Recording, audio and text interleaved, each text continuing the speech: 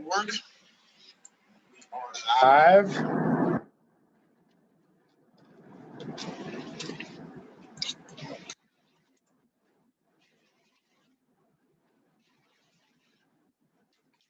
A few more people.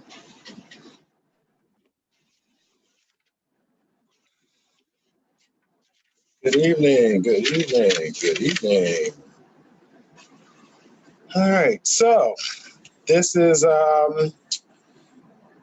week number, what is this, week 12. We've been together for so long, and it's coming to an end. We have so much time together. So we left off, I was boring you to death about law and economics and about efficiency in the law so that I could set up why I use this framework called racially asymmetric market failures as a all-encompassing framework to categorize basically all of critical race theory scholarship. So for those that do not recall, I'll remind you, so one of my private projects is the Economic Justice Law Review, where I do not publish new scholarship. What I do is I gather scholarship all around that's been published in law journals all around the country and take the ones that I find most interesting, recharacterize and review them in terms of racially asymmetric market imperfections, the remedy and the harm. Basically, how does this racist circumstance exacerbate the racial wealth gap, which I believe is the primary vehicle of so-called structural racism, right? So it is my way of not only describing injustice in the past and current, but also my way of showing how that those injustices will perpetuate racial subordination and exacerbate and widen the racial wealth gap in the future if not addressed by either government or private ordering. Okay, so in doing all that, we're going to encompass all of the readings that we've had from Professor Bridges' book over the week. So that framework, the reason I'm introducing that framework is because I'm going to plug in her discussion of, hold on one second, your class page, her discussion of implicit biases, microaggressions, education, crime and punishment, what was the other one that we took? Affirmative action. All of those things were assigned. I think we're like 1 week behind in the readings, which is perfectly fine with me because the last class is my stuff and you're getting that kind of now.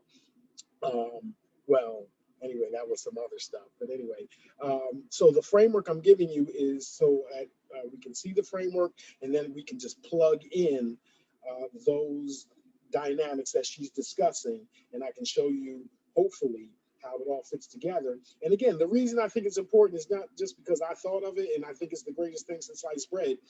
I also believe that, again, when we make legal argument, especially if our goal is to impress judges, if our goal is to influence legislatures, if our goal is to, not a lot of people talk about influencing administrative bureaucratic decisions, then I do believe we need a framework that pretends, I'm a critical theorist, so I don't think anything is truly objective, but something that at least pretends to be neutral, objective, empirical, so that someone who is not Black, not woman, not a sexual minority, whatever, can talk about issues that anyone else is dealing with in a again, objective, neutral, and empirical framework, because it seems, or at least outwardly expressed, that that is what the higher ups in the legal profession want, right? So just to review, again, any questions, any comments, any concerns about anything we've talked about in this class? We'll go over the list in a second. I've talked to many of you about a second time about your final projects. Again, I'll say it again, very impressed. I'm very impressed with the topics, the approach, the breadth breadth, the your willingness to engage with text, with legal text, with scholarship. So definitely appreciate it. If folks haven't gotten with me to talk about it, let's talk about it. Again, I think I've spoken to everyone at least initially. So if you're absolutely fine going forward, then that's fine as well too. But I would prefer that we speak just to make sure we're all on the same page, on the same track, and that our expectations match, right? Someone told me a long time ago, they said there's never enough time to do things right the first time, but then there's always time to do it twice, right? Why wait until the grade comes to then for us to get on the same page as to what was required? Let's figure it out from the beginning. All right. And again, to put it bluntly, just in our quick manner, is just teach me something. My preference is for you to teach me something and address the text, the intent, the purpose, the modern dynamics that we talked about all the way at the beginning. But we can talk about that in more specifics in our meetings if you would like. Okay. Again, please feel free to use the chat room, trying to get more comfortable with interacting with my long speeches and trying to interject your comments and your questions and your concerns. So please feel free to interrupt, raise your hand, thumbs up, thumbs down, all that good stuff. Current events. Any thoughts on the continuation of the Derek Chauvin trial? I find it very I guess surprising that there so meant that the prosecution has been able to enlist so many the chief of police, fellow members of the Federal Water Police, and also trainers and whatnot to testify on the prosecution side. It's not like those things could not have been done in prior cases. The willingness to participate had not been there. So the fact that for lack of a better word, there are some that are quote unquote crossing the blue line. I guess it's surprising, perhaps it's encouraging. I guess on the other side of the coin, one has to wonder, what is the defense's strategy other than just to rely on sympathy, racial sympathy? Not sure what else the defense is doing or the argument. So, and the fact that he hasn't taken a plea and is, I'm not going to say confident, but betting at least that the jury will side with him is, I'm not going to say disheartening, because again, you don't know if he's correct, but it is definitely revealing that with all the weight of the evidence against him, that he has chosen not to plea bargain. And especially if we juxtapose that with the readings for today, with Professor Bridges talking about the ubiquity of plea bargaining, especially in our system that threatens you with 30, 40, 50 years, and it becomes common sense to take 1 or 2 years, even if you believe, even if you didn't do it or whatnot. We'll get into that in a second. Any other comments, questions, concerns, criticisms? Yes.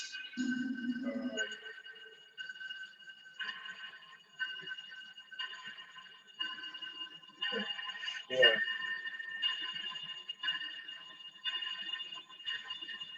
I've got a current event. Sure, absolutely. So around the country this year in this state legislative session especially, there's been a lot of state legislators that have been trying to pass anti-trans bills, specifically stopping from transgender children participating in sports. Arkansas? Arkansas's governor vetoed the bill, but then the 2 chambers overrode the veto.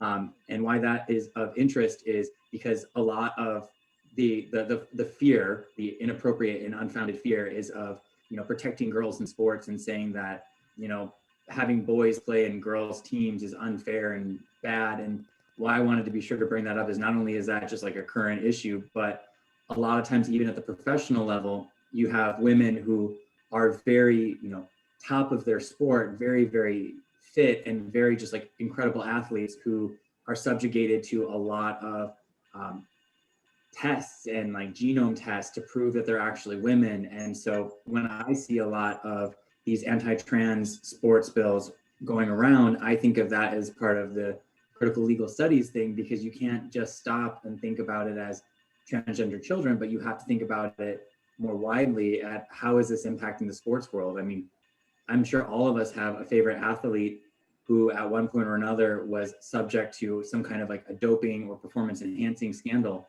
But now imagine being a woman who's being accused of not even being a woman. Well, there's several examples. There are numerous examples. One of my, I'm a former track athlete, and so on the one hand, doping for steroid, testing for steroids and performance enhancing drugs on one hand is rampant in the men's, but in the women's, I mean, there is that too. But at the same time, yes, there are lots of cases, and I wish I hate that I'm going to butcher her name.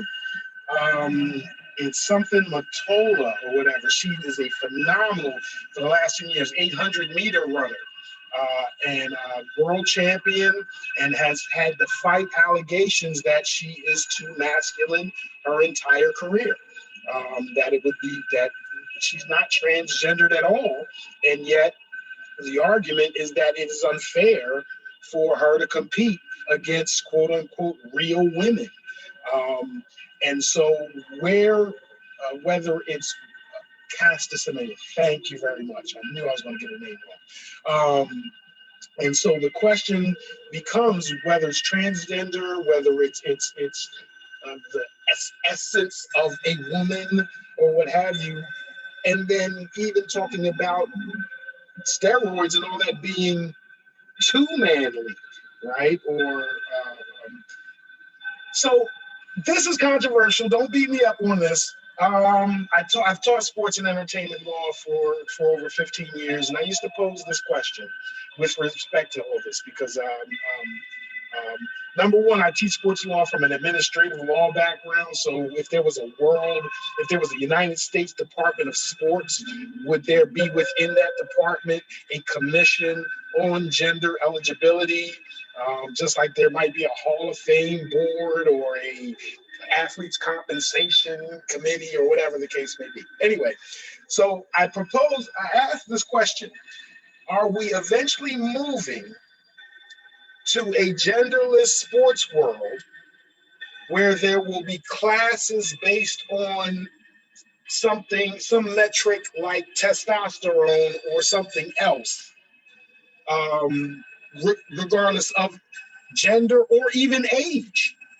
That if you have a certain testosterone level, and again, there may be some other metric, I'm not a scientist, but there may be some other biological metric that says folks in this, similar to wrestling, I guess what I'm referring to is wrestling and boxing weight classes, right? And particularly wrestling weight classes, because in high school wrestling, there is no gender barrier, and there are women girl champions are not regular, but they are not unheard of either. And so I guess my question is whether the ambiguity is resolved entirely by just having certain classes of test. I don't know. I just proposed that to say I haven't thought through to defend it, but to wonder where we're going with all of these issues about eligibility. In that respect, again, and this is not the issue, but on the one hand, relieving the stigma of these gender inquiries on the one hand. And then also, I happen to be a Ben Johnson fan, and when he beat Carl Lewis, I was so mad when he got tested for steroids. And maybe there should be what you call everything goes part or whatever, or competition where there are limits to others. So But again, when it comes to gender, when it comes to transgender, and even, again, I'm going to juxtapose what you just discussed with Draymond Green discrediting the advocacy for equal pay in women's sports. Right. On the one hand, you have heterosexual men fighting for young girls against the transgender, but then if they actually get into sports, then you have heterosexual men belittling the argument that they should get paid equal pay for equal work. So I find that to be a real interesting. I don't have my head wrapped around it. Like, I'm a fan of interest convergence theory and whatnot, and so the Janus face of men on this issue is really perplexing to me, to be honest. More stuff, more, please. Oh, and The Bachelor. I haven't watched The Bachelor. That's not my show, but I have heard people, I hear the whispers and things around about certain issues. If anybody wants to rep for it and put it on blast for the class, that's fine. If not, we can move forward. It's totally up to you guys. Totally up to you guys. But if you leave it to me, I'm going to stay in sports, right? So the voter suppression, the Major League Baseball, hey, play ball, baseball's back. And the Major League Baseball's All-Star game, Major League Baseball yanked it from the city of Atlanta and is moving it. I heard the most likely destination will be Denver because in protest of the voter suppression laws that have been proposed in Georgia. So I really thought it was really interesting that they acted so quickly. Then I'm a Phillies fan. I'm Philly everything. So we already start off pretty well. But it really was interesting because I think it was late last week. I came home and someone questioned my choice of a can of Coca-Cola because there was, for half a second, there was a call to boycott Delta Airlines, Coca-Cola, because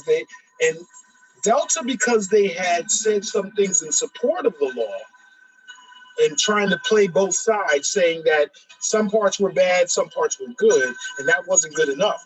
And the interesting thing about Coca-Cola, the boycott against Coca-Cola hadn't said anything. So it's really interesting that boycotts had expanded from improper conduct, and we're going to penalize you for your conduct, and advancing towards penalizing you for not supporting a particular position.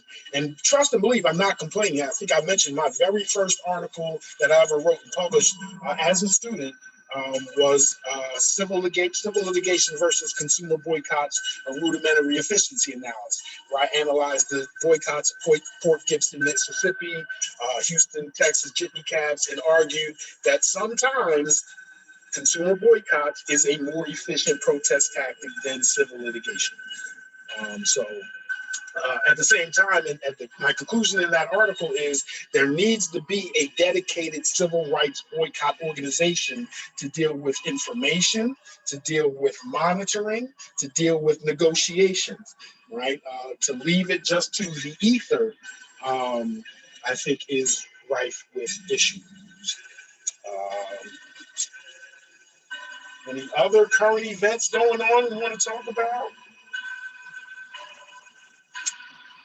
Right. I think the last class we are going to have in 2 weeks will be on voter suppression. We'll be on Voter Rights Act, and again, I'll give you my take on what is about the scholarship that's out there, the arguments that are out there. And also, again, I have my personal take of the argument that is not out there. I am extremely disappointed that voter suppression is not is discussed in terms of unconstitutional poll taxes, right? The increased cost of voting, the burden on people to leave their job, get voter IDs, to stand in line for hours, to go to polling places for miles and miles and miles, why the amount of that has not been tallied up in the argument that these are poll taxes that affect not just Black folks, but everybody. It doesn't have to be a specific race law that it violates. The fact that it is not targeted to poor whites makes it no less of a poll tax, in my opinion. We'll talk about that later.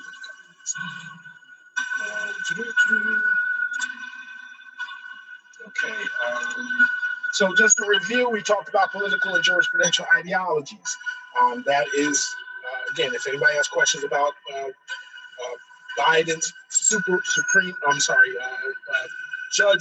federal judge nominees, whether it be a district court or for circuit courts or prepping for the Supreme Court, again, we can tie that to that conversation. That was part of that conversation.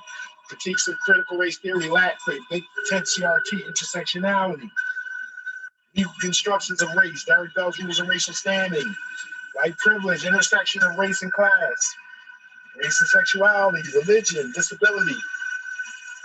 Okay, and then today we're going to rehash and talk about structural racism, implicit biases, microaggressions, but in the context of how they represent racially asymmetric market failure, right?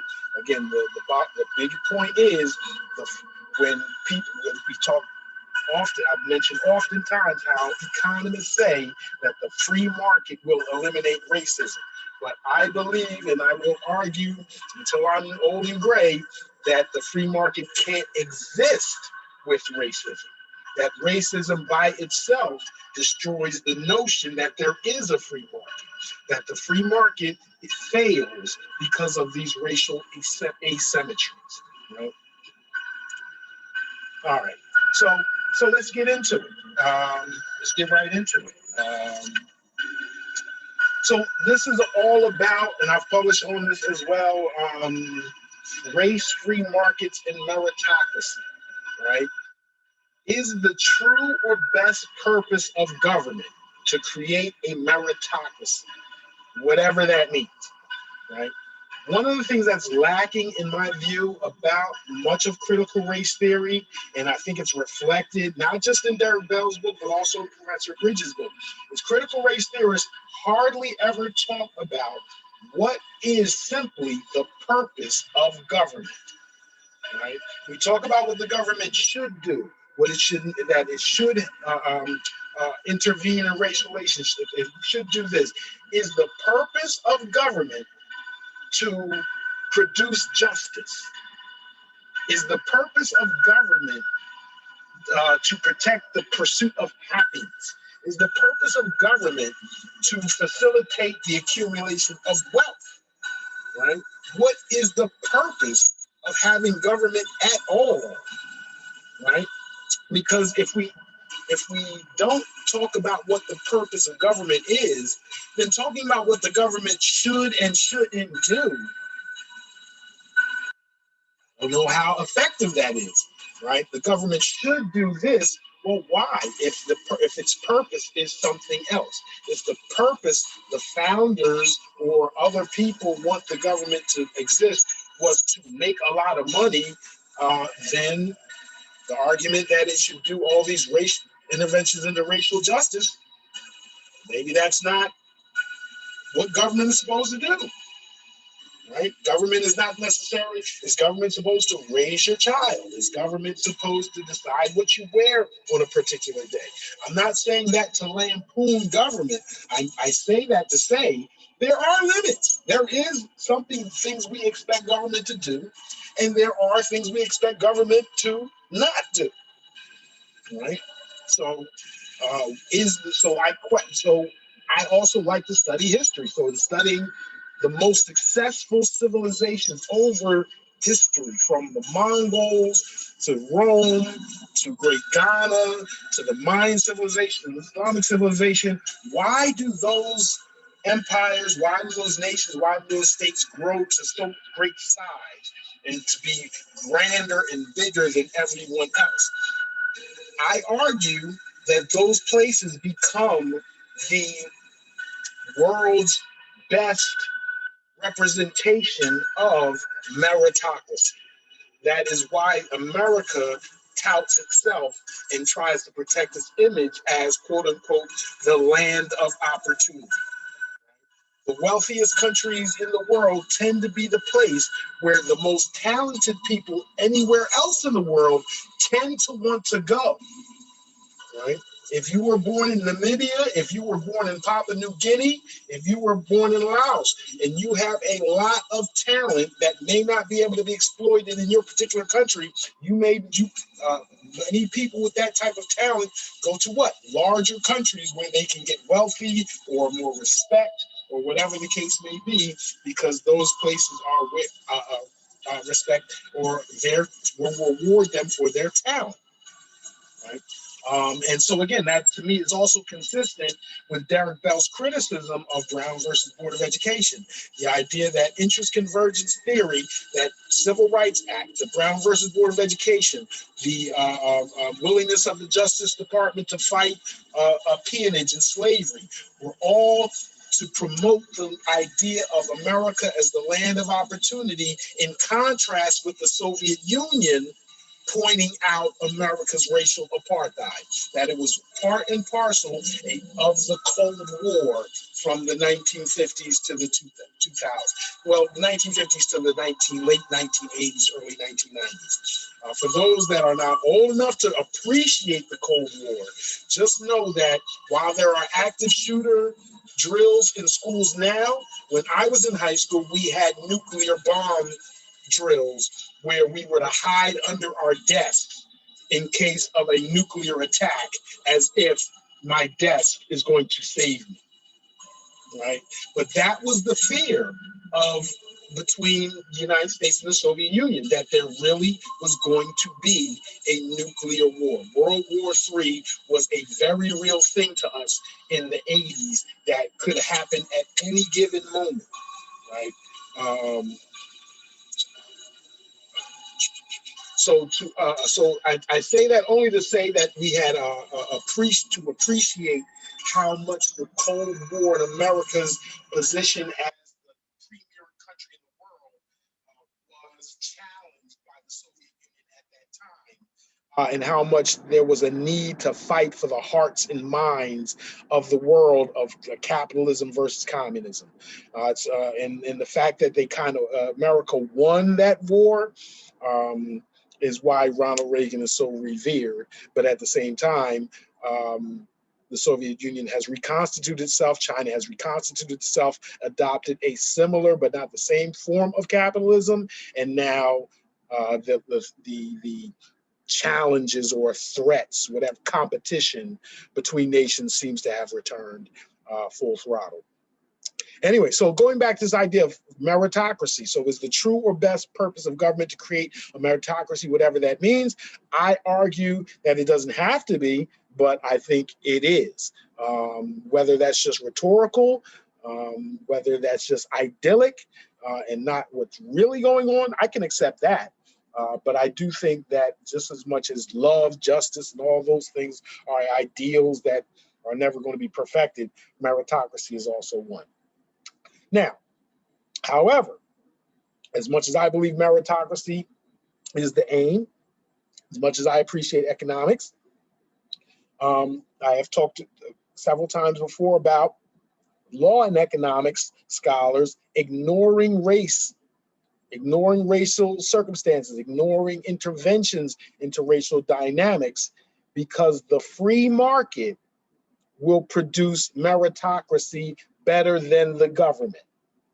Right? That is their argument, that the free market will eliminate racism. This is their most ardent claim by Milton Friedman and Gary Becker. They believe that the free market will eliminate racism because those who do not focus purely on merit, those who are racist, those who do not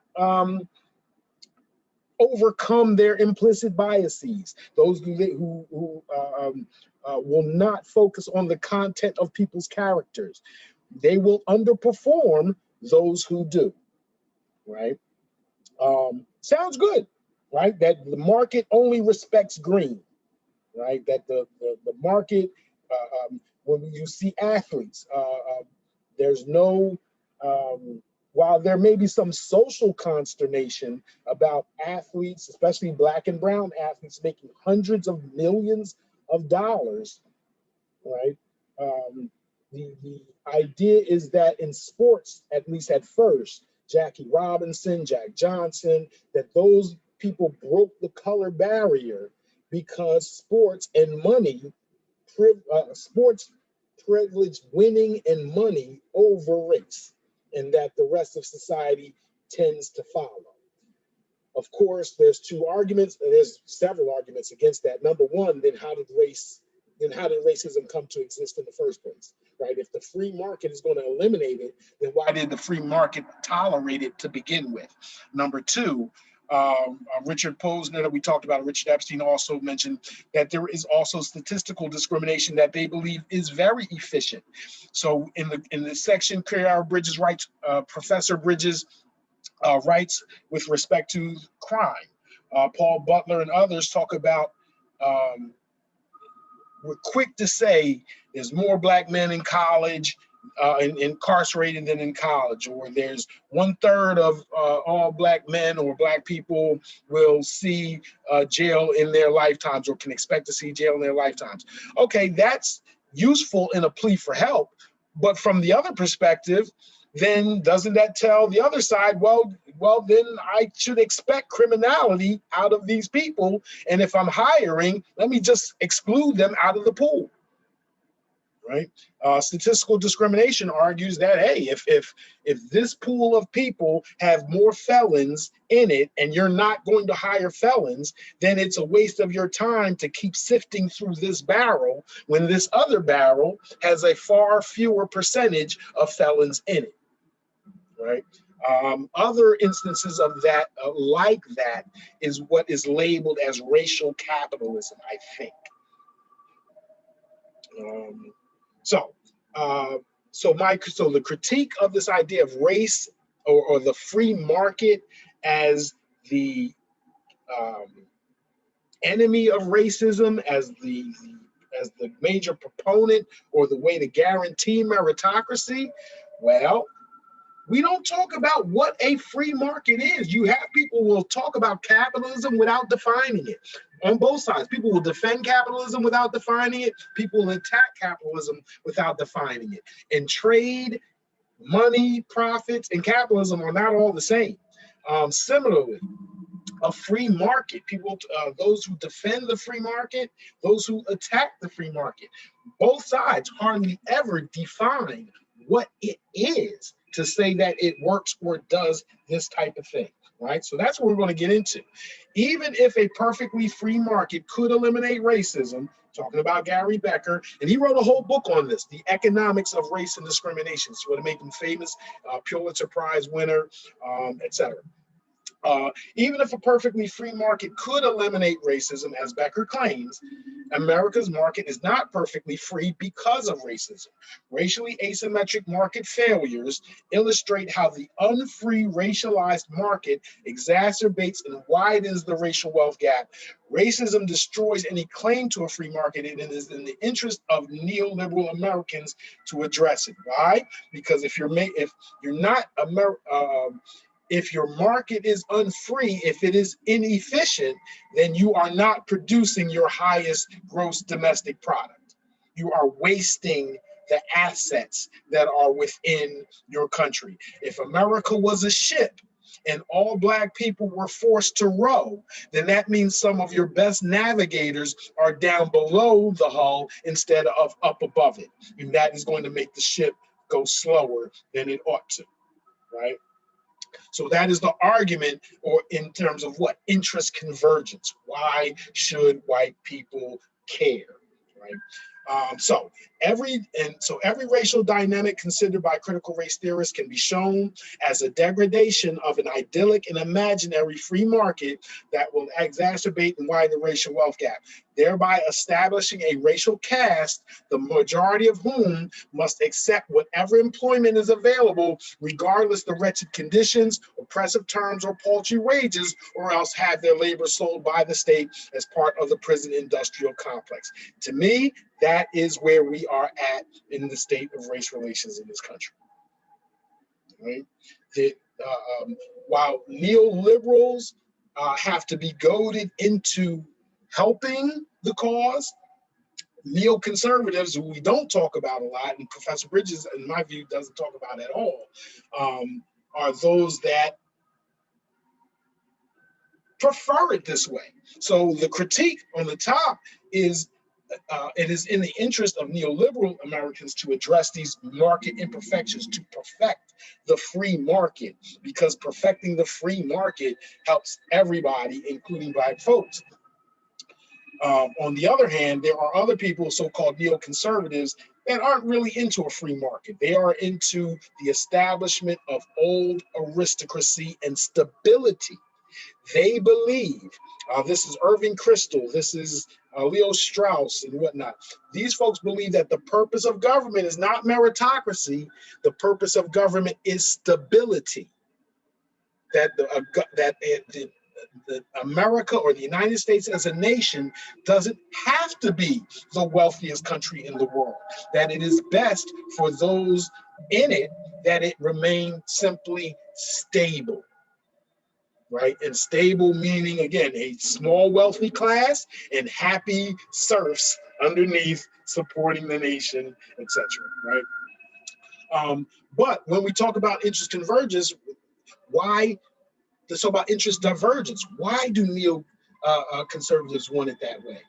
To put it bluntly, the reason why there is a so-called some people push for a caste system, C-A-S-T-E, a caste system. We had a slave system, we had an apartheid system, we are now more or less in a loose caste system. A rigid caste system passes occupations through family ties. We don't do that quite yet, but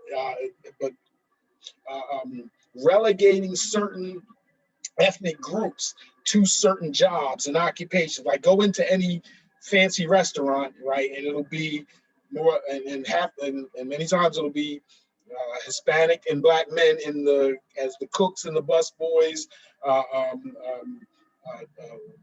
white manager, female waiters and waitresses, right? We can see the caste system work when we go to certain restaurants, when we go to high price hotels and whatnot. Because to put it bluntly, nobody wants their child to be the one cleaning the toilets. Who has to clean the toilets? Right? Who has to dig the trenches in the latrines, right?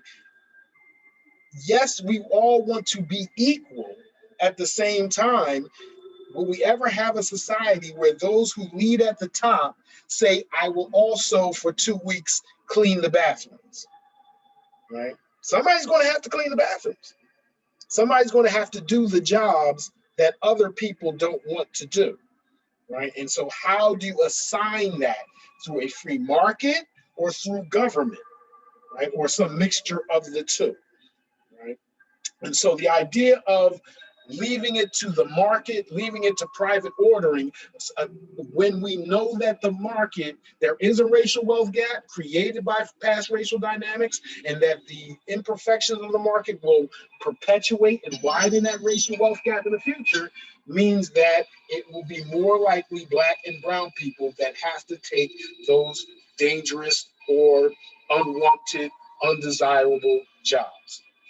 Right. So on the one hand, there's interest convergence in the idea that we want to elevate all people within the country and equality and equal opportunity and whatnot. That's great. On the other hand, we have to also acknowledge that some people in this country say, well, I don't really necessarily care that we have to be the #1 country in the world. I just care that my children and my offspring and the people in my networks live a better life than other people do. Right? And it's hard to say that that's illegitimate, especially in a system that that allows or promotes the pursuit of happiness, that protects private property, liberty, etc. Right? The idea, we would like everybody to care about everybody, but is there a law that forces folks to? All right, so real quick, where did the racial wealth gap come from? I could go hours and hours on this, but let me try to do it very quickly in 7 minutes or whatever. Where did this racial wealth gap come from? Where the average white person has access to 4 to 5 times more wealth than the average black person. And again, it's much higher, the higher income strata, maybe something like 8 to 11 times if you're talking about the uber rich, down to 2 to 3 to 4 times, even if you are so-called impoverished or in lower income. And then we exacerbate that by saying, what about your friends, right? Anybody ever heard the phrase, if you got 9 broke friends, you're probably going to be the 10th? If you have 9 rich friends, you're probably going to be the 10th, right? So there's that individual deprivation, and then there's that inculcation within your social circle. I remember the first time I drove up Dan Ryan Expressway in Chicago when I was 18 years old, going to DePaul University, and I saw the Robert Taylor homes, which was the largest residential projects in the country. Almost 2 miles straight of high-rise projects. I almost shed a tear by the time I'd gotten past it, because you just see, if you were in the middle of this, you don't see anything but poverty and deprivation every day, every year, every month. Barely see the sun. I mean, it can't not affect you. Anyway, where did this racial wealth gap come from? We can start with slavery, right? Slavery being a 100% tax on black labor. Yes, there were free blacks at the time. They represented a small portion, and even free blacks at the time typically had to pay higher poll taxes to even be in those jurisdictions. So even though they didn't have 100% tax on their labor, they did have higher taxes than others. That 100% tax on labor was redistributed to the slave owner. The slave owner was taxed. That wealth was then redistributed to local governments. The federal tariff redistributed the profits from the South all the way to the North. Slavery didn't end in 1865, it was outlawed. But if you don't police something, then outlawing it doesn't mean much, right? Everybody goes over 55. I can't remember last time I was on highway going over 55. And so slavery was not policed. Peonage, P-E-O-N-A-G-E, is the crime of holding someone enslaved, right? Peonage, right, was not prosecuted at all by the federal government until the 1940s. So although the 13th Amendment is passed in the 1860s, it is not enforced by the federal government until the 1940s. So we can make the argument that sharecropping, convict leasing, everybody can check out the book Slavery by Another Name, Douglas Blackman, 2007, a Pulitzer Prize winner, that slavery, real slavery, the idea that you just didn't get paid for your work, whether it be official slavery or through a convict leasing sharecropping, that's over 70 to 80% of black folks were basically economically enslaved up until the 1940s. And I put 1941 right there because my mom was born in 1941, right? So we're talking about slavery existing in full effect, more or less, until my mother was born, right? And that even up until the 1960s, peonage cases were fairly typical. I think the only white person to get convicted of murdering a black person in the state of Georgia from 1900 to the 1990s was a guy that killed 13 black people to hide the fact that he was holding them as slaves.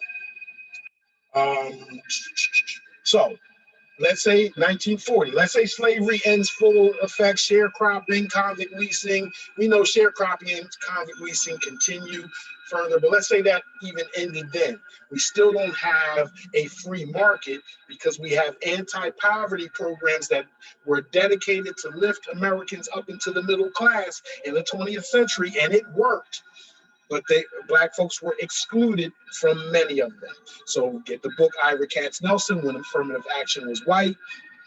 Other books like Martin Horowitz and all that, so to talk about racialized Social Security, how agricultural and domestic workers were excluded, labor law exclusions, the GI Bill exclusion for education, how housing was denied to integrated and lucrative houses, the Federal Highway Acts tearing up black neighborhoods, and all the way up to today where black farmers have been divested of their farms and farm aid is never questioned as welfare, in part because its recipients are 97% white, right? So all of those, absolutely, all the way up, yes, the peonage slavery definitely occurred up to the 1960s, and there are even cases today, right? So there are even one or two every so often that you hear in the news about domestic servants, and whether it be black, whether it be Asian, African, or Hispanic or whatnot, folks that have been there, usually in this case now immigrants, and their green cards are taken or whatnot, and they're forced to work for free while being threatened with deportation or incarceration or other things. So yes, the peonage cases lasted from the 40s all the way up into the 60s. There are still some in case today. So anyway, the racial. So great point. Great point. So when we talk about racialized Social Security and all that, we can counterpoise racial capitalism with so-called Herrenvolk socialism, right? Social programs that are intended to do good, that are intended to lift people out of poverty. However, the disproportionate beneficiaries belong to the majority group. This is why Dorothy Brown, who just published her book, Whiteness of Wealth, she argues that we need to take tax benefits out of the Internal Revenue Code, that we should eliminate lots of deductions, that we should eliminate the home mortgage interest deduction, that we should eliminate other deductions, even though they're touted to help the middle class, but in fact, they dole out much more money to wealthy taxpayers than the poor taxpayers. And although they are intended to benefit all of us, they actually exacerbate the racial wealth gap, right? Dorothy Brown is one who says, yes, it is a great idea to have government intervene, but only if it can do it well, and it hasn't proven to be able to do that. And we can talk about that again when we talk about education, right? There is the push for education to solve problems of race. However, are we doing it well at all? And if we're not doing it well, should we be doing something else? To be asking less of the government instead of more? Don't know. Either way. So anyway, talking about, again, this racial wealth gap, let's also add Thomas Piketty. This is the book of the 21st century, Capital in the 21st Century, with it's like 700-800 pages, phenomenal book. French economist. It's a global in scope to talk about how, and everybody knows this, right? Statistical proof that the rich get richer and the poor get poorer. That the gains from holding capital has far outpaced the gains of producing labor, right? So that if you have money, you will get richer. If you rely on your labor, you're getting relatively poorer year to year to year. So even if we complain about white supremacy, even within the Western civilization or within that genre, there is huge wealth and income inequality that threatens its fabric. But at the same time, from a race perspective, if we're going to entrench old money and black people did not have access to old money, then it's unavoidably racial subordination without reparations, right? And to me, one of the most phenomenal papers of the 21st century in critical, it's not critical race, I guess you can call it critical race theory, it's not part of the law. Sandy Darity, or William Darity, and Derek Hamilton are two of the premier Black economists in the United States of America today. Derek Hamilton, I think, has been pulled into the Biden administration. Sandy Darity is a professor at Duke. They wrote a paper called The Political Economy of the Racial Wealth Gap. Again, it argues that the media creates a myth of inferiority by comparing Black folks and white folks of the same income, when they should be comparing Black folks and white folks of the same wealth. Black people and white people and Asian people and Hispanic people of the same wealth, according to their numbers, start businesses, send their kids to college, buy homes, all at the same rate. You will often hear that Black people invest in 401ks, start fewer businesses, don't value education, and the comparison will use white people and Black people of the same income. But Black people and white people of the same income are not similarly situated, right? Because of the wealth gap. A Black person with $50,000 of income typically does not have the down payment for a $300,000 or $400,000 house, where the white person with $50,000 income is much more likely to have it themselves or have family that will put up the money for the down payment or help out with the mortgage or whatever the case may be, right? So their argument is that Black people do not need better financial literacy. Black people just need more capital. And we're going to talk about this also in terms of racially asymmetric market information when we talk about these negative but untrue stereotypes. So that's any questions, again, on the racial wealth gap, where it comes from, how to solve it, or whatnot. I just wanted to set that up to then talk about this idea of the free market and how the free market basically was not free, created this racial wealth gap, and will exacerbate it unless it is corrected, right? None of this stuff is free market. Okay, so Derek Bell was also in the readings for the last couple of weeks about defining a racial realism theory. That's this whole purpose of racially asymmetric market imperfections and failures, is to take his challenge and try to complete it. Again, Derek Bell is one of my favorite authors and inspiration for stuff that I do. And so what is the purpose? Racially asymmetric market failures, recognizing racial dynamics as this more specifically defines structural racism, although it does leave gaps with respect to dignity, right? I am focused on material conditions. I am focused on property, on life, on economics. However, that leaves a blind spot for dignity. I believe most critical race theories are on the other side. They focus on liberty and dignity to the exclusion often of material conditions.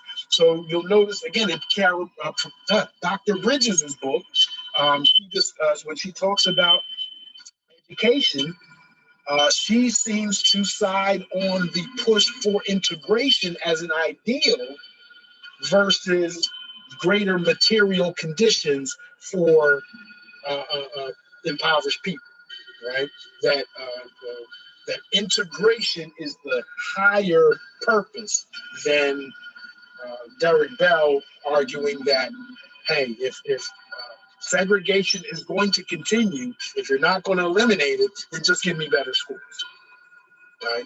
So racial asymmetric market failures focuses on the racial wealth gap as the primary generator of structural racism. So it is backward. It is intended to be a framework that looks backwards and characterizes all old dynamics in terms of how it degraded the free market, and it is also future looking by showing how the market is degraded. We can show that it is not a free market. If a free market will eliminate racism, then an unfree market will perpetuate racism. Racially asymmetric market failures is my attempt to blend critical race theory and law and economics. Two academic genres thought so far to be incompatible. right? And it is designed to establish a necessary neutral and objective framework for legal actors to consider racism, right? What are the benefits I believe come from characterizing racism in these economic terms? Number one, it more specifically demonstrates and illustrates racial caste, right? Why why is racism so bad, right? It is designed, the racial wealth gap is designed to produce a caste where the majority of people have to take the most, where specific people have to take the most unpleasant jobs. If you want to study caste, first of all, there's a great book out right now from Isabel Wilkerson called Caste, The Origins of Our Discontents. She is also the author, Pulitzer Prize winning author of The Warmth of Other Suns. She is more of a journalist than a scholar or professor, but her books are phenomenal, although they have gotten some criticism about the looseness of what caste is in comparison to its origins in Egypt and India. Know that in India today, there is the lowest caste are the Dalits. And the Dalits, of course, are a dark-skinned people who trace their lineage basically to Africa. There is an organization even called the Dalit Panthers. Okay, and again, the benefits. So the benefits is categorized as past and present injustice. It predicts future material degradation, deprivation, and attendant injustices that go along with it. As we've read in this book, most of the things about racism are accomplished through because of lack of financial resources. This intersection of race and class. And also the benefit and goal of seeing racism as racially asymmetric market failures is that we hopefully have hit upon something that, at least rhetorically, we can argue is not just in the interest of Black people, but also in the interest of the nation as a whole. That addressing racially asymmetric market failures promotes meritocracy, and that it also increases the national wealth. Again, the whole ship example where, again, if all Black people are rowing the boat and some Black people are the best navigators, those folks should be above the hull, or not with the hull. I don't know ships. Some Black folks should be up top while others on the bottom. But having all of the best people rowing the boat instead of navigating means the boat is going to row a sail slower than it would otherwise. And that's fine if you're just leisurely about in the ocean on a cruise. But America seems to be in a very pitched competition with China, with the Soviet Union, with other nations around the world. So it is in the interest of America to not have the best navigators rowing the boat. All right, so what do I mean by free market, racial asymmetric market failures? Okay, this idea of a free market, this idea from Gary Becker that the free market will eliminate racism. They have economists, in order for them to play with all these numbers and to say that these numbers represent people and their actions and have all these equations and statistics and whatnot, there has to be some assumptions that they're working with. And there are at least 4 of them. There are 4 major ones. Number one, they assume that everybody is a profit maximizer. Everybody wants $10 more than they want $5. Everybody wants to get the most while spending the least, right? That is what it means to be a profit maximizer. Now, that's an easy description of, let's say, a corporation, right? A corporation that's been chartered to maximize shareholder value is a profit maximizer. But and if econ were limited to just the theory of the firm and corporations, then maybe it would be fine. But economics has been brought into law to deal and address and impact the governing of people. And if it's going to do that, then we have to criticize its assumptions that every single person would sell their child for the right price if it came along. It's just not true. Right? Some people are more profit-minded than others. As professors, I'd like to think most of us as professors could go into the private market and maybe make some more than we do as teachers. Maybe that's not true. I don't know. All right. We'll talk in a second about racial microaggressions that was Dr. Bridges talked about in chapter 9 as racial circumstances that cause Black people to not seek profit maximization, that causes Black folks to avoid society and not engage entirely, to withdraw, right? Or just plain and simply drives Black people crazy, right? A perfectly free market has perfect market competition.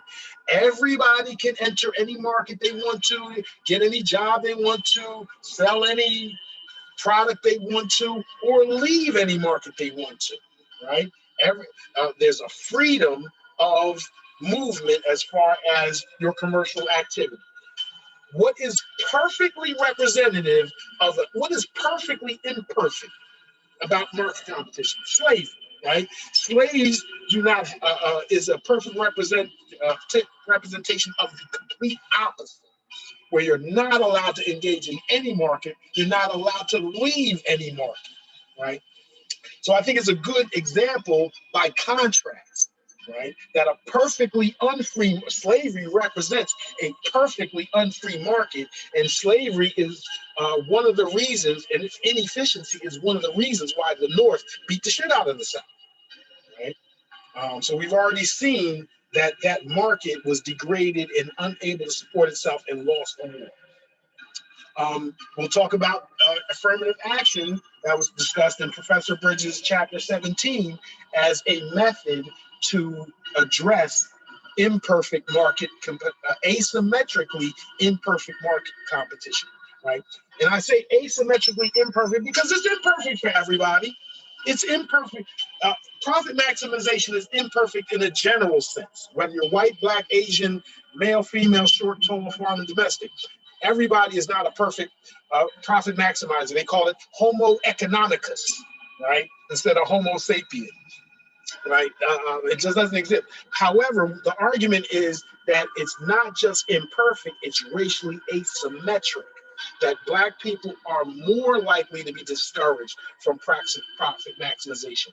Competition is imperfect with respect to everybody, wealthy white people versus wealthy poor white people. However, asymmetry suggests that Black people are less able to compete than white people, even amongst class, even with respect to class lines. And again, perfect market information. This idea that the free market is perfect, that it's efficient, that it's just, that it's meritocratic, that it will deliver goods and services to those who value them most, assumes that everyone has perfect information, right? And how easy is it to criticize that, right? Information being imperfect, information is costly. And as a matter of fact, many people argue that the way in which people have gotten rich over the years is through asymmetrical information. There's actually a lot of general scholarship in economics about how to resolve issues of asymmetric market information. For one example, fraud is asymmetric market information, is imperfect market information. Insider trading is asymmetric market information. So we already have laws that are intended to address this imperfection in the market. So all we're asking for is to also address the asymmetry in the imperfections of information, right? And then again, transaction costs, this idea that the free market is going to resolve everybody. I say, I call it DeMarquette, right? This new God that will solve all our problems, right? DeMarquette will solve everything. Well, this perfectly free market assumes that there's no transaction cost, otherwise known as externalities, right? Professor Bridges talks about crime, and crime can be labeled as a transaction cost. Before I can get to that, like tort law is a transaction cost, right? The cost of running somebody over with your car. The market doesn't set it. Government has to set it. You ran over a person with your car, you're going to have to now pay. We're going to have to give you a cost to that, right? Otherwise, there's environmental pollution that is a cost. Accidents that happen, those are costs that are additional to what you pay for goods and services. Economics, they don't care about that, right? The numbers that they crunch say that that stuff is irrelevant, right?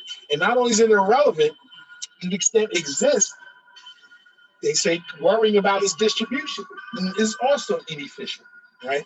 So those are the 4 assumptions of a free market. If these things do not exist, you don't have a free market. You can have a kind of free market. You can have a freer market than other people, but you don't have a free market in the pure sense, in the sense that Gary Becker is arguing, a market that is all-knowing, all effectual, and will eliminate racism because everything in there is wise and intelligent, right? The idea that we even have racism at all destroys that notion. So again, well, I guess I just defined it, right? Free market architecture, perfect rationality. Everyone is a profit maximizer. Everyone is perfectly rational, always concerned about getting the most. Perfect competition. Everyone can enter or leave any market they choose. But everyone does not have the same requisite human, social, political, or financial capital to enter or leave any market. We're going to make a big deal about perfect competition because it's more than just having money to compete. It's also about having know-how to compete. It's also about having social connections to compete. And so while some people might think I would put affirmative action with respect to education under the rubric of imperfect information, I actually put it under imperfect competition. Because HBCUs, community colleges, and Harvard all teach the same statistics, right? What you're paying for is the connections. All right, perfect information. Everyone has access to perfect information about everything he's doing. All right. So law has already been authorized to address all of these concerns, right? There is almost no pushback on the propriety of government fixing market imperfections. There's no band of scholars that are out there writing against it. There's so many scholars that write against affirmative action, that bash critical race theory, that say that it doesn't exist, et cetera, et cetera. But there are no scholars, not even progressive scholars, who argue, oh, we shouldn't intervene in the free market when there are imperfections, right? And so that's why we're borrowing this language, because there's already an authorization. We already believe that the government's purpose is to perfect that market. Even conservative folks will agree that is to protect that market. So even if you don't think that they're sincere about ever creating racial fairness, you're using their own language against them to show the hypocrisy and the inconsistency at the very least, right? Even if you can't show them that your interests converge. So for example, again, transaction costs and externalities. Tort law sets those costs, right? We didn't agree, the market did not agree that I could run over your foot. However, so we're going to go to court and you're going to pay for running over my foot, right? That was a transaction. And the court is going to set the price. The jury is going to set the price on it. Criminal law, you can look at it the same way. Don't do the time, you can't do it. Don't do the crime, you can't do the time, right? You pay for your crimes, right?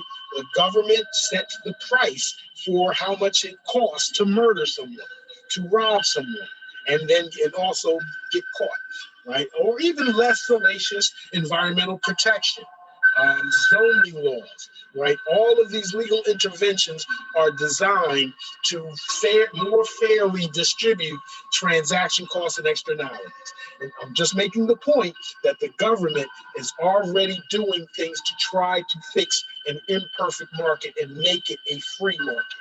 Imperfect information. Again, the civil and criminal legal processes that we just studied in law school are what? About how to create truth and limit misinformation and whatnot.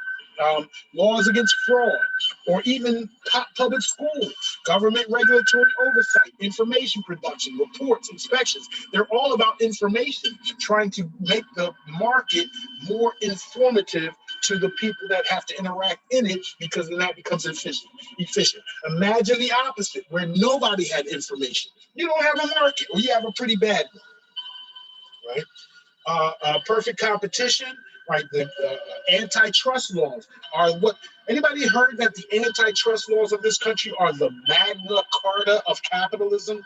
The Sherman antitrust law is the Magna Carta of capitalism. That used to be stated when we used to like the antitrust laws. Now we like our monopolies, we like our bigness, so that we can compete globally against foreign companies and whatnot.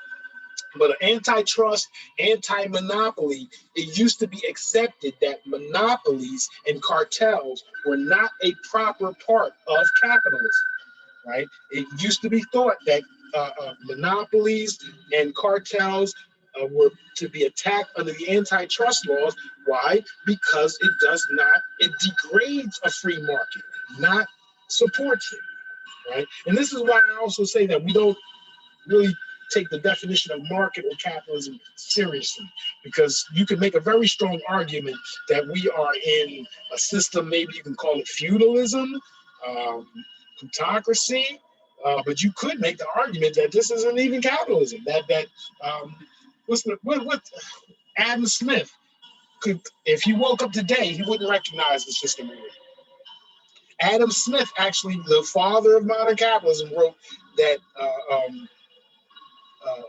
taxes should be paid by those who benefit most from government. And we definitely don't have a tax system that does that. So anyway, imperfect rationality, profit maximization. We are a nation of individuality, so I can concede that the law does much less towards creating more rational, profit maximizing citizens, but it does do some, right? The way in which we teach our education, the way in which we what we choose to teach in our public schools, what we choose to teach in our colleges. Milton Friedman, you can find him. Gary Becker, you can find him. Karl Marx, maybe not so easily. John Maynard Keynes, maybe not so easily, right? So government and institutions like state universities definitely do have some influence over how much we all are encouraged to seek profit. And also, if we want to think about mental competency, family law, and those legal issues where people can be pointed to as crazy if they're not engaged with the system of making a whole lot of money, right? That if you choose, let's say, a religious lifestyle or a unconventional lifestyle, to the extent it doesn't make money and profit other people, you are often considered, right, abnormal and whatnot. So we can see that in the law sometimes too.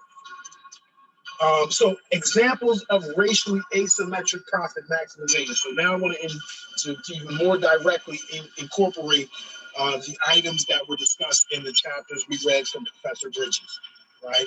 So examples of racially asymmetric profit maximization, or in my view, things that drive Black people crazy or discourage them from engaging with larger society.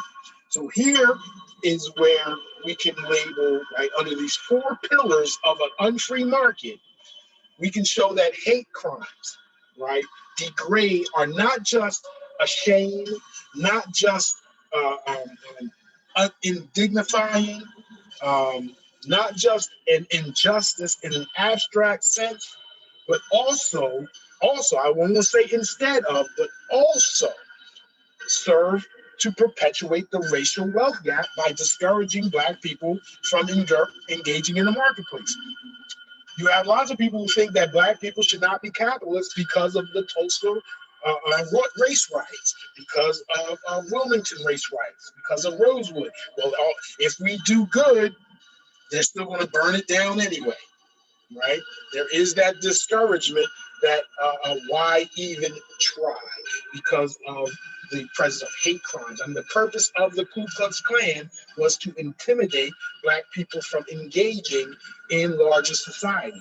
If you were to have an actual business where white people that detracted business from other white owners, then you could be subject to a cross burning or something to discourage you from engaging with that society.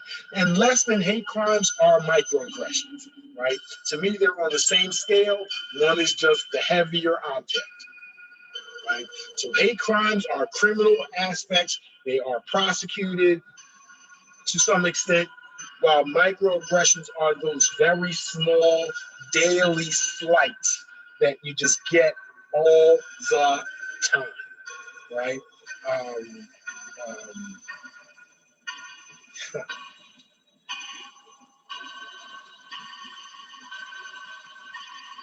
I don't want to put people on the spot, but I'm going to. Miss Carol, Miss Green, have you ever gone to a gift shop and seen those little license plates? And did they ever have your name on them? No. Never. Sometimes I can find an Andre, sometimes more like I can find an Aunt Andrea, but they were harder to find, right? Little things like that bothered us. Little things like that is annoying, right? Little things like that make you not want to engage with this society, right? And they can pile up over and over and over and over and over and over again. A great article on this subject, and you've seen all the. I'm sure you're aware of a lot of the news stories. The bird watching guy in New York City. People being stopped from getting into their housing complexes in Texas, right? All of these microaggressions, or as Tajnia Henderson at Rutgers and Jamila Jefferson Jones, I think Jamila's at UMKC, they wrote an article last year called "Living While Black," right? And what could the law do about it? If someone keeps me from getting in my own apartment complex, is that imprisonment? Have I been falsely imprisoned to the outside instead of the inside of my house? No, right? I mean, that's the legal challenges that you're trying to deal with, right? If the person was keeping me inside my house, then I have a very easy claim that I've been falsely imprisoned. But the same person is now keeping me from getting to my house. So I'm free to go about the world, but that's not where I'm going. I'm going to my house, and you're stopping me because of my race. But that's not false imprisonment? One way, right? So anyway, what laws are out there that can address those issues? It's interesting, right? But at the same time, I think we could make people could see these smaller slights more readily if we also have a framework that shows that it's not just a harm to that individual.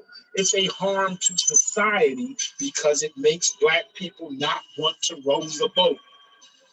The boat's going to go slower. We're racing against China, but I'm not rowing a damn thing because of all the little slights that I get from day to day to day to day, right? So if we put them in terms of racially asymmetric profit maximization, I believe it more clearly shows the harm, not just to Black people, not to just the Black people in the future, but also to the nation itself. Stereotype threat, right? The idea that, oh my God. So again, I'm hip hop, but I also have a beef with the rap music industry, right? I am one of the player haters, right? I have a PhD, I have player haters degree, right? I was down with the Fugees and De La Soul, J. Rue the Damager, all those that were against materialism, hyper materialism and gangsterism in hip hop. Some cool, but when it squelches out the breadth of the music, we have a problem with it. And this idea again that is all that gets promoted by the rap music industry to perpetuate the stereotype of what the inner city is like, right? When a lot of these artists don't even come from the inner city, right? One of the greatest actors in my lifetime is Ice Cube, because nobody knows when he's acting and when he's not. Never been a gangster. So this idea of you only live once, right? And spend, or a Kanye, blame it all on the pigment, right? This idea of perpetuating these stereotypes where Black folks are irrational with money, right? Now, on the other hand, there is the argument. There are also studies that say Black people are more altruistic. That when it comes to giving to church, to charities, and to family members, Black people give more of the little wealth they have away to others than similarly situated people in other groups, right? So there's this, can we deny, is that a product of slavery? Is that a product of the racial wealth gap? Or is that a cultural difference that existed and was durable since Africa? Who knows, right? That's a question, right? This idea of the racially asymmetric profit maximization. So all of these issues right here not only describe indignation, they not only describe racial dynamics, racism itself, but they also show how this current market, while all these things are going on, will perpetuate the racial wealth gap. Not just perpetuate it, but widen and exacerbate it, right? All right, the second pillar, racially asymmetric market competition. How are we doing on time? All right, not too bad. Racially asymmetric market competition, right? So we note that most of the civil rights laws that we do have on the books addresses racially asymmetric market competition. And this is why, because again, the interest convergence here is more visible than in other places. Again, the antitrust laws have been on the book, is one of the, I mean, if you think about it, what law do you even know of, that a federal law that existed before antitrust laws? The antitrust laws are from like 1870s, 1860s, 1880s, right? I mean, we don't really deal with many federal laws that are older than that, right? So that is how fundamental breaking up cartels and creating a freer flowing workers being able to go where they are valued most. Consumers being able to go where they are valued most as a way to prop up the income or the wealth of the country. I mean, it's the beginning of this type of economic science that we're dealing with. And so consistent with that, that's consistent also with what? The ending of slavery. It's nationally inefficient to have all these Black people enslaved when they could be doing more important jobs for slightly more money, right? So the 13th Amendment, a remedy to was our original remedy to discriminatory market exclusion, right? If I am Howard Johnson, I can't, and if I'm Howard Johnson's Hotels, you guys don't remember Howard Johnson's Hotels, do you? Howard Johnson's Hotels was one of the first national hotel chains. Right? You got to imagine, again, early 1900s, there wasn't even federal highways. So once you have federal highways and the country is connected, there's electricity all over the place. Now you have national hotel chains. But how can I have a national hotel chain in Alabama and also one in Michigan operating under the different rules? One of them can accept Black customers, but one of them can't. And as a New York shareholder of Howard Johnson, I don't give a damn about apartheid. I don't give anything about Jim Crow. I want money, right? So the 13th Amendment, Section 1983 of the Civil Rights Act. Corporate sponsors were very influential in passing the Civil Rights Act to free up competition in the employment market. Section 1981, we just talked about with Byron Allen case, right, in the commercial market, in the leasing market.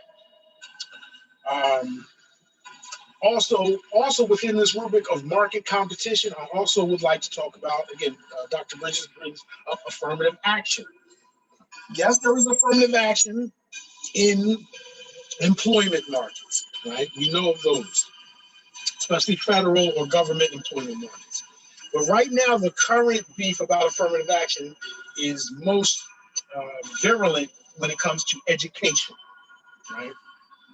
I argue that affirmative action in education, while I could easily put that as a remedy to imperfect market information by getting Black people into certain schools, I argue that it is more so a reflection of an attack on racially asymmetric market competition by getting Black people included in places that have large amounts of social capital.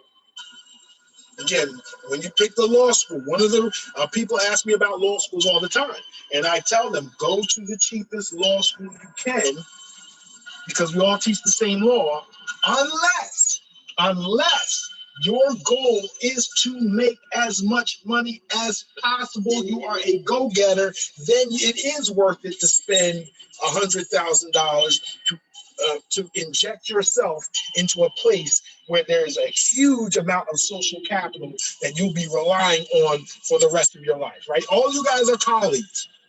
All you guys are going to know each other for the next 20, 30, 40, 50, 60 years, right? So when it comes to having someone help start your business, invest in your business, market you, give you good recommendations, good reviews and whatnot, you're going to rely on a lot of the social capital that is in this, that is with respect to your classmates.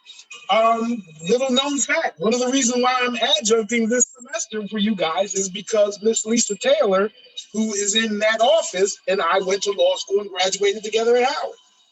Okay? So that social capital that emanates from getting folks into higher and higher education, to me, is an attempt to remedy the capital gap, right? We can also talk about the political clout as well. Examples of racially asymmetric market information.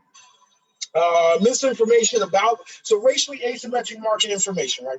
We know that market information is imperfect. We know that you can make a lot of money by having more information than other people.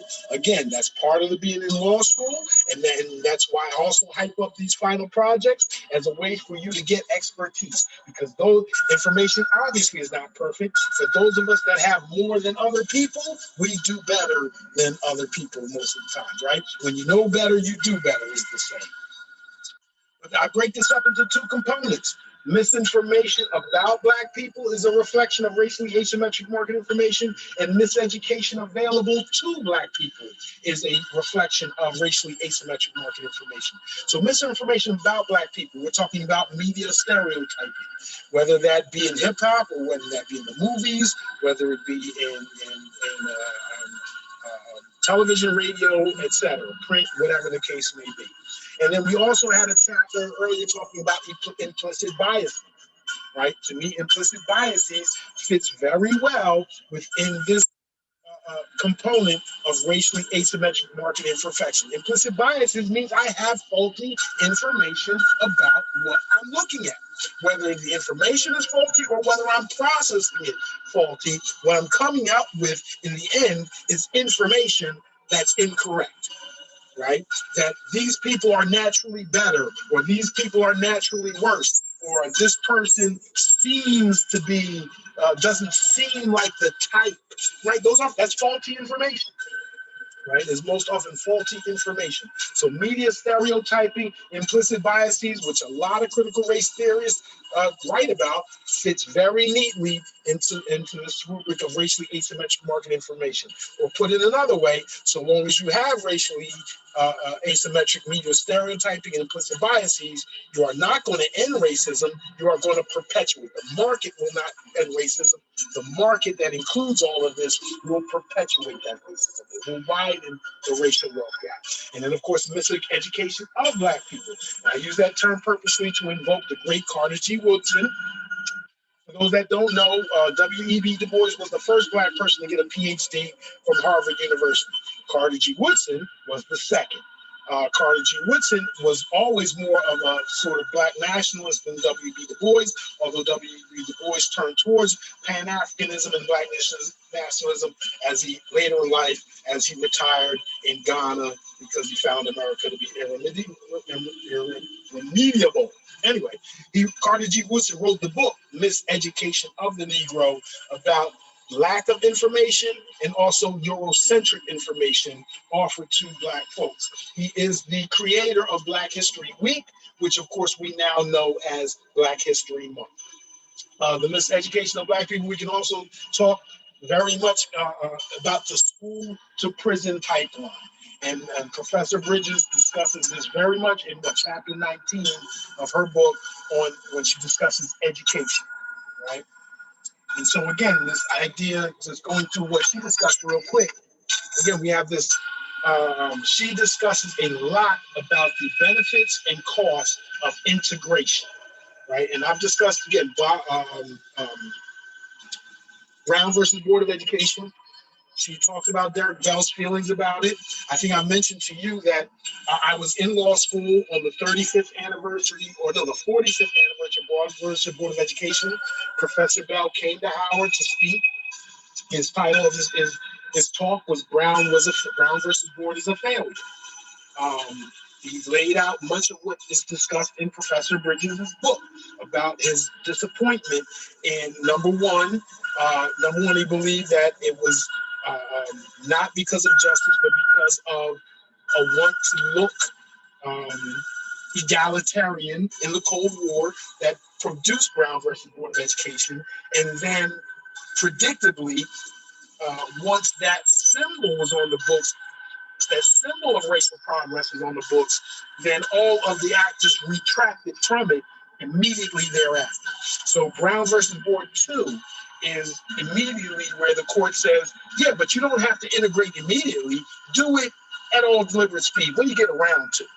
And never before had the Supreme Court ever said something, this is a constitutional violation, and yet the remedy is not immediate. That take your time with the remedy. Never before and never since, right?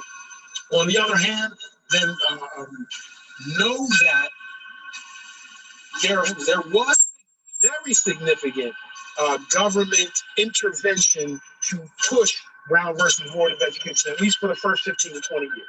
So many of you may not, I grew up on the tail end. I grew up after the fights over busing, where black kids were taken from one neighborhood and more or less forcibly pushed into white neighborhoods. White kids were taken from white neighborhoods and forcibly moved into black neighborhoods, and the consternation and anger that created.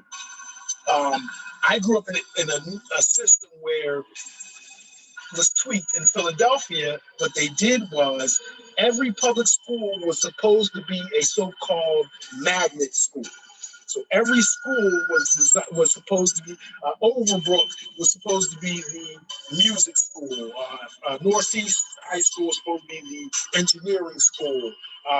William Penn was supposed to be the communication school. And that was supposed to attract people from all over the city and make them integrated. Did it work? Absolutely not. Absolutely not.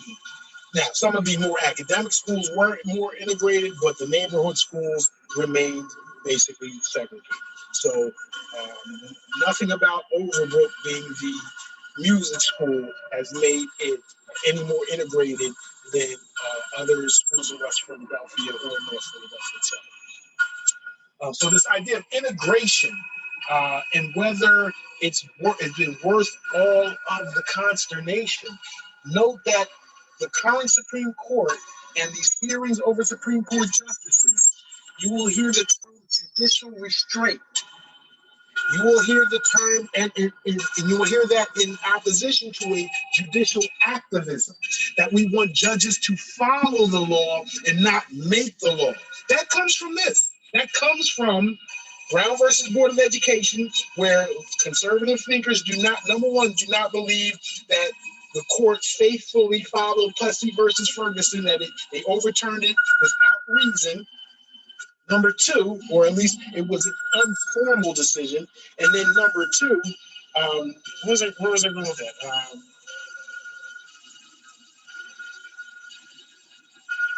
just lost my train of thought.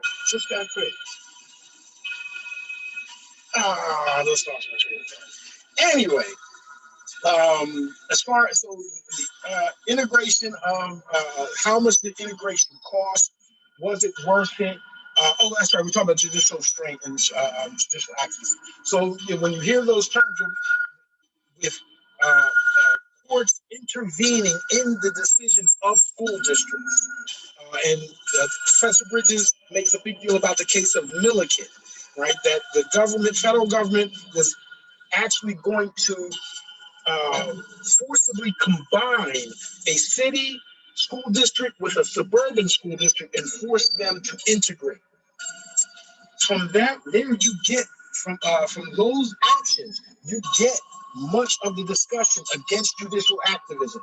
The idea of judicial restraint, of making the law instead of legislating the law, comes from those interventions and how much social consternation it caused and the backlash that responded to. And the ways to avoid it. So now you have what? Interesting things about school choice, vouchers, charter schools, right? What ways are these ways to improve material conditions, to improve education at the expense of integration? Or are they means to integrate, right? I find it very interesting. Oh yeah. I'm sorry. For me, this is a thorny issue. Right? There seems to be a very strong progressive coalition against school choice, against vouchers, against charter schools. The NAACP is stridently against both. I have a new to me again, this is where we have a discussion of class and race, or class inside of race. I do not find that poor Black people or impoverished Black people reject charter schools or vouchers as much as the Black intelligentsia. And opposite,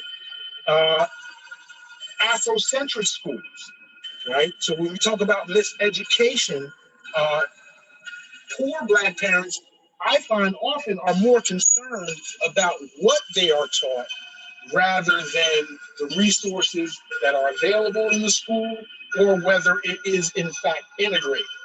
Now, in Philadelphia, there is an Afrocentric curriculum that has been developed by Dr. Greg Carr that is mandatory within the school district, and I see that movement going in other places. However, others argue that it's just unrealistic to expect your average school teacher of history, and note that your average school teacher of history does not have a history degree, right? My best friend is a New York City school teacher.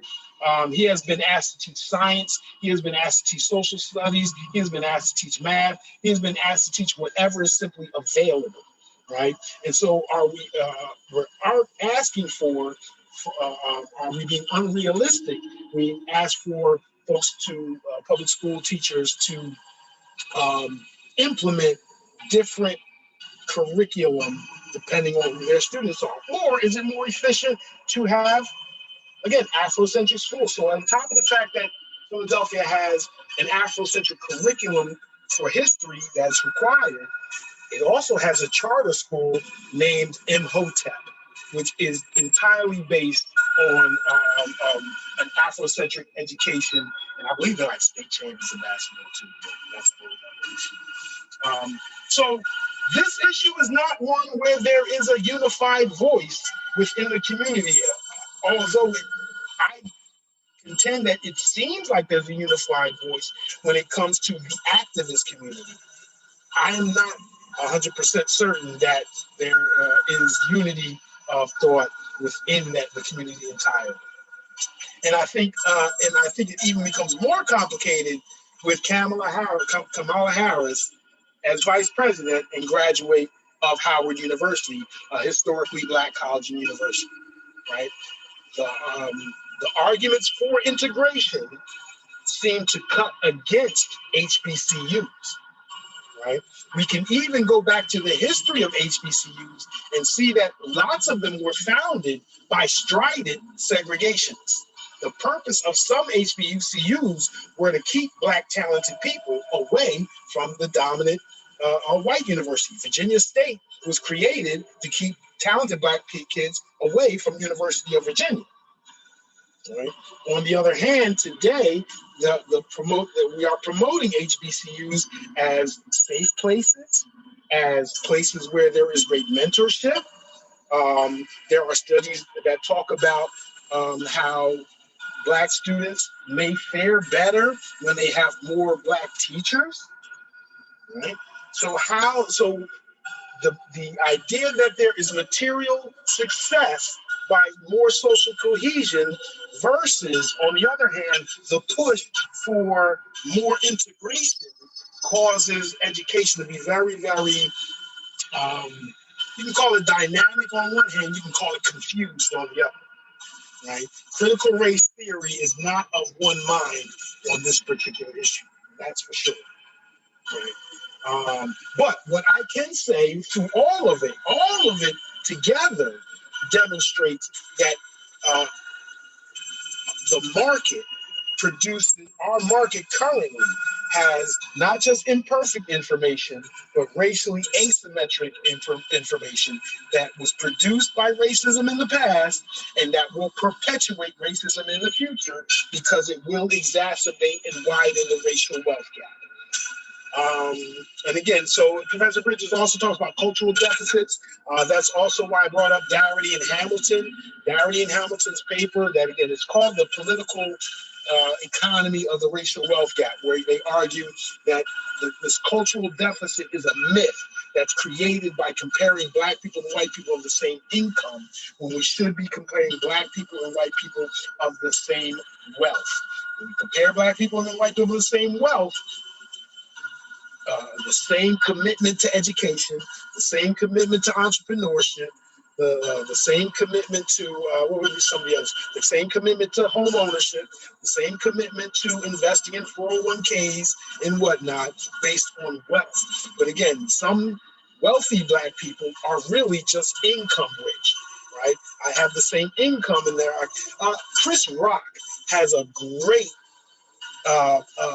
segment in one of his comedy shows directly about this. He talks about how he and Mary J. Blige are the only black people in their neighborhood, two very famous and so-called wealthy black entertainers. And he said, my neighbor is a dentist, not a famous dentist, not the president of the Dentist Association, just a dentist who has a fairly well-to-do family who sees that home ownership is an investment and is very willing to fork over as a gift or even a loan the down payment to that home so that they could enjoy the equity that it's going to produce over the next 20, 30, 40 years, right?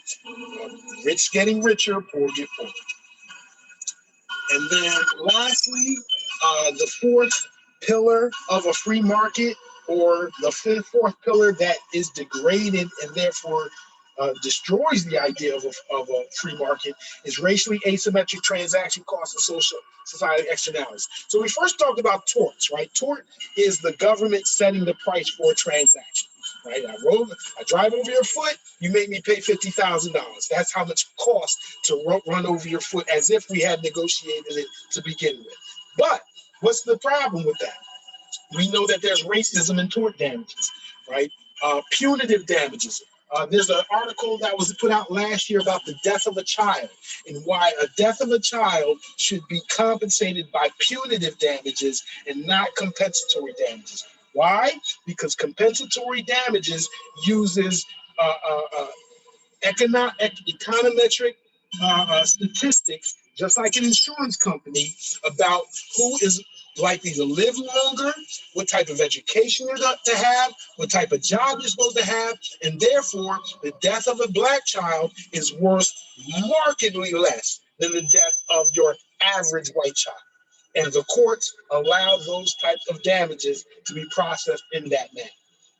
Right? The argument to fix it is to say, instead of compensatory damages, to call every death of a child, to call for punitive damages, because punitive damages are detached from the make whole remedy.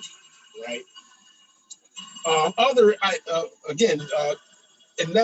Environmental pollution is a transaction cost of general applicability. However, we know that its distribution is racially asymmetric. And when we're talking about environmental pollution, yeah, we're talking about air, water, but we're also talking about ecology, right? The drug and violence zoning. You can't just open up things wherever you, waste treatment plant where you want, or a liquor store where you want, or a medical marijuana dispensary where you want. Those things have to be zoned in to or out of that neighborhood. And so, again, without financial resources, we find that environmental pollution of all sorts lands more so, asymmetrically so, in Black neighborhoods. Similarly, and this goes to our discussion in Bridges' text about crime. All of it, everything in that chapter is about what? The disproportionate or the asymmetric assignment of transaction costs with respect to crime. When it comes to the focus of police behavior, focus of police surveillance, whether it be Terry stops, whether it be the number of arrests, right? The number of arrests for marijuana in New York, that you could never find a better statistic to talk about disproportionate policing when you talk about marijuana arrests in the city of New York. And the numbers are just so astronomically skewed. It's crazy, right? So we can also, again, add not just the stops and the arrests, but the violence associated with those stops and arrests. And again, that is the subject of Black Lives Matter, more specifically, while all these other things are trying to be tied into the Black Lives Matter program as collateral issues. Because there is also, again, this issue of cash bail and the asymmetrical levying of that bail. There's also the forfeiture of that bail if you even pay it. That's a whole nother issue that never talked about that operates as a tax. The lack of lawyering, the paucity of budgets for public defense lawyering, right? Just because you're entitled to a lawyer does not mean that lawyer is of great quality, number one, but let's not demean people in our profession. It also doesn't mean that that lawyer gets a big budget to defend you. Right? Does that lawyer, public defender, get $5 to defend you? $50? $5,000? $50,000? That's all part of due process that we do not talk about. How much money does that lawyer have to defend you, to get witnesses, to hire scientists, et cetera, et cetera? And whether that amount spent is asymmetrical. Again, juries, asymmetrical when it comes to jury selection and jury exclusion, the penalties, the sentencing. And then again, what we don't talk about also is the collateral consequences. What do we mean by collateral consequences? Yes, I must do 2 years or 5 years in jail, but on top of that, I might have my voting rights taken away from me for life. I may have to check it with probation for life. I may have my driver's license revoked. I may not be eligible for child support, or I may have owed child support for the whole time I was incarcerated without being able to pay. And once I'm out now, I am in contempt of court for not paying. Then there's the payment plans, interest, fees for your jail cell, fees for toothpaste or medical attention. And then a 40% charge to enter a payment plan. All of these can be wrapped up into what I call regressive and racist informal taxes, or what other people call policing for profit. right? If we go all the way back to the Mike Brown case in Ferguson, Missouri, the United States Department of Justice found that overwhelming majority of Black people in that jurisdiction had warrants for the sole purpose of raising revenue for the city. That over 13 to 15% of the city's revenue came from fines, fees, and forfeitures. And we found later that that's not even egregious in American cities, right? It may be unconstitutional. Missouri had a 10% cap, but there are some jurisdictions in the United States that produce up to 20% of their budget through criminal law enforcement, which means I'm going to be looking to assign. There's competitions on how many tickets I can write to any one particular person. And each missed court date is a warrant for arrest and another assessment of fees, right? So there are people that have been assessed a fine and a fee of $500 who owe 3 years later $3,000. And each payment that they miss is a potential jail sentence. And that is what Mike Brown rejected when he refused to cooperate with the police officer, and that led to that confrontation with his dad. So we were focused on the degradation. We were focused on the liberty. We were focused on the unfairness. But this rubric and this framework is designed to show that all of these things combined together degrade what is supposed to be a free market, and not only represents past racism, but will also perpetuate racism into the future. It will exacerbate and widen the racial wealth gap. Again, I could talk about taxes more specifically. We're running out of time. As a matter of fact, so next week what we'll do is we're going to talk about positive rights next week.